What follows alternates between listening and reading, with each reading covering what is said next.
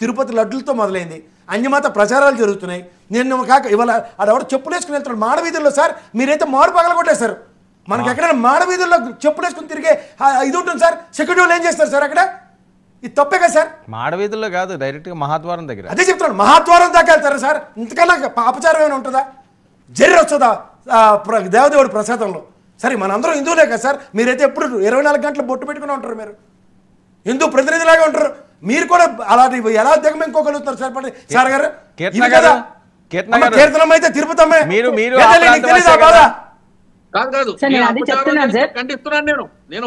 ఖండించడం కాదు సార్. మీరు దేవదేవుడి సన్నిధిలో ఇవాళ అధికారంలో ఉండి కంటిన్యూస్ గా ప్రభుత్వ స్థాపన దగ్గర నుంచి ఈ రోజు దాకా ఇలాగే దాష్టికాలు జరుగుతుంటే ఎంతకని సమాయించుకోవాలి సార్? మనకు అంతకన్నా ఇంకేమైనా దిక్కుందా? కష్టం వచ్చినా ఏమొచ్చినా అక్కడికే పరిగెడతాం మనం. ఆ దేవదేవుడి దగ్గర ఇన్ని అపచారాలు జరుగుతుంటే నైవేద్యం వాళ్ళు జరగదా?